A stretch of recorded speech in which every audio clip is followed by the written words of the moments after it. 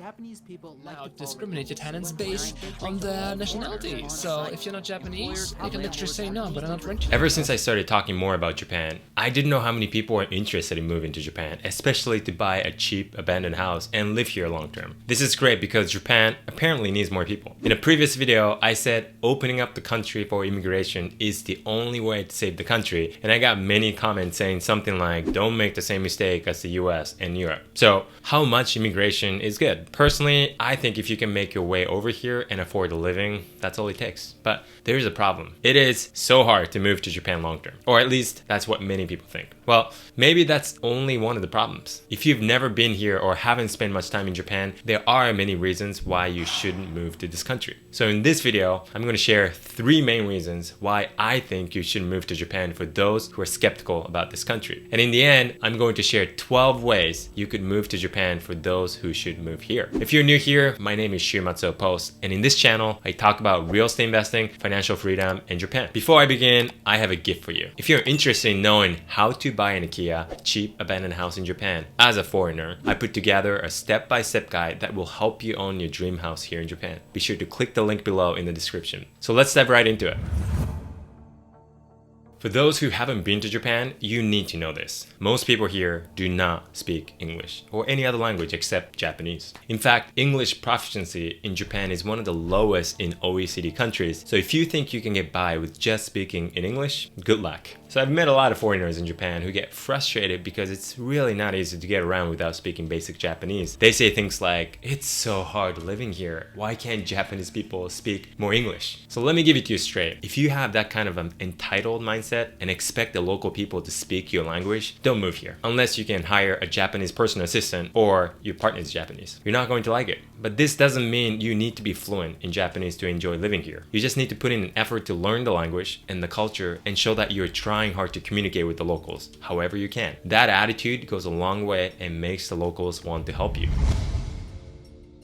It's 2023 and gender inequality is still a major issue in Japan, and it affects every aspect of life. From the workplace to the streets, women and gender non-binary folks in Japan face discrimination and harassment on a daily basis. In fact, Japan is notorious for having women-only train cars to provide a safe environment for women during rush hour. Groping on the train has been an ongoing issue, and it's reported that at least 65% of women have experienced groping and sexual assault on the train. Japan as a whole is a misogynistic society. In fact, the country ranks 116th out of 146 countries in the Global Gender Gap Index. That's right, Japan is behind every single developed country and also pretty much most countries. Too often, women in Japan are still expected to take on traditional roles such as staying at home and take care of the family, while men are expected to work long hours and provide for their families. This creates a gender bias that women are supposed to be one way and men are supposed to be another way. Gender inequality isn't just bad for women and gender non-binary folks, it's bad for men too. So if you're the type of person who likes to confront social norms, especially gender norms, Japan might be a very challenging place to be, especially if you're thinking of buying a house in rural Japan.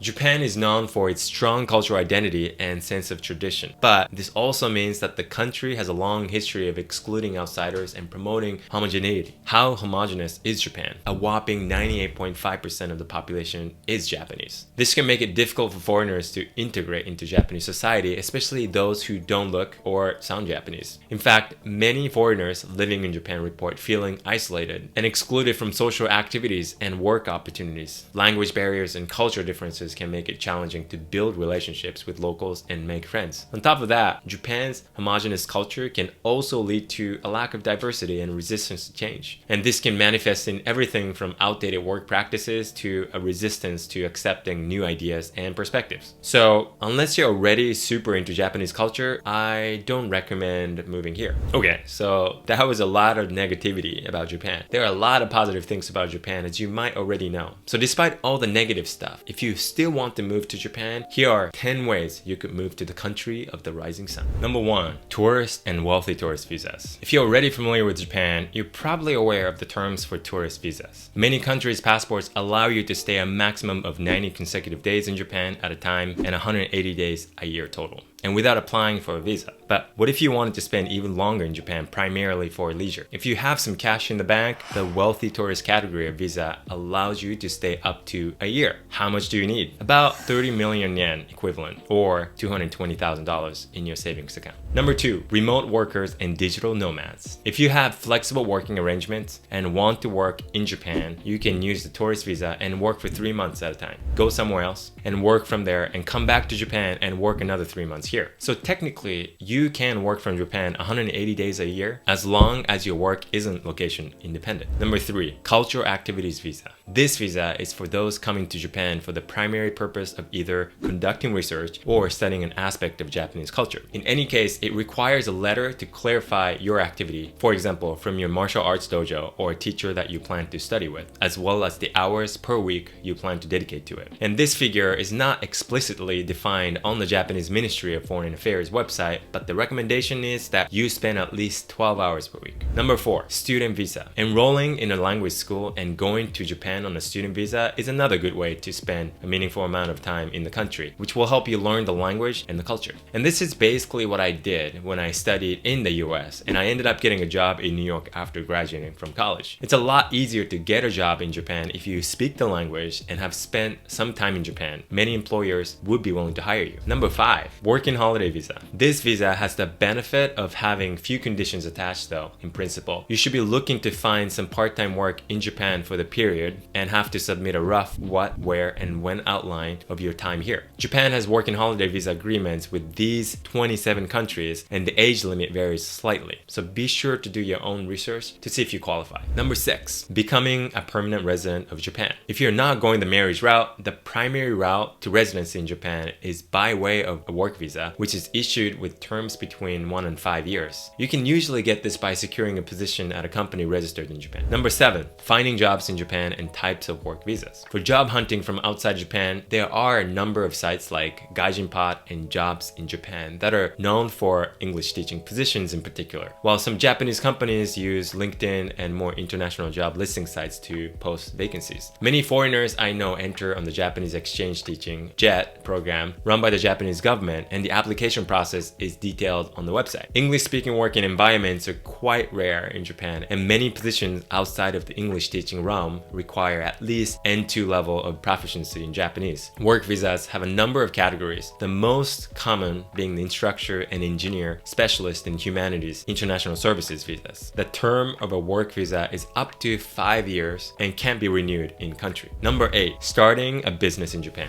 business manager visa. Another type of visa under the work category is the business manager visa. With procedures that are similar to that other countries, this requires a comprehensive business plan, at least 3 years of experience running a business, at least 5 million yen or $38,000 in initial paid-in capital, a registered office under a lease agreement, a resident of Japan serving as director. You will also need to decide how you want to form an entity. Kabushiki Kaisha, or KK, is a stock corporation, or Godo Kaisha, or GK, which is equivalent to LLC, which is cheaper to set up and becoming more popular in Japan these days. Are you thinking about starting a vacation rental business with your property? This may be a path to a business manager visa. Of course, all rental income is subject to taxes in Japan also, and this is beyond the scope of my expertise, so be sure to speak to a local tax expert and immigration lawyer about your individual circumstances and the tax treaties that exist between your country of residence and Japan. Number 9, highly skilled professional visa as a fast track to permanent residency. If you consider yourself advanced in your academia, humanities, or sciences, or business career, you may qualify for this coveted visa. Coveted in large part because you may be able to attain permanent residency in as little as 1 or 3 years. A relatively new category, the highly skilled professional visa, is based upon a number of criteria, including level of education, annual income, and Japanese language proficiency. Each type of criteria is broken down into a number of brackets and assigned a certain number of points. For example, the higher your annual income or the younger you are, the higher the number of points you qualify for. If after self-analysis using this score chart you reach the 70-point threshold, you may be able to qualify. Just remember that unless you intend to run a business in Japan, you still require sponsorship in the form of an employer. And number 10, marrying a Japanese national. This is probably the fastest way to get you a residency if you can find a Japanese partner to marry you. I had a friend whose dad came to Japan from India on a 90-day tourist visa with the intention of finding a Japanese woman to marry, and he achieved that mission, and that's how he met my friend's mom. It's not realistic for most people, but it can be done. Contrary to what many people think, there are a lot of Japanese people who are open to marrying a foreign national. Hey, I was one of them, and that's how I found myself an American partner. So hang out where those people are, and you just never know. There you have it. What do you think? Would you move to Japan? Why or why not? Leave a comment below. Thanks for watching. If you like this video, make sure to subscribe to my channel and share it with someone who might benefit from watching this. Again, be sure to download the free guide, How to Buy an Akiya as a Foreigner, and watch this video next for more.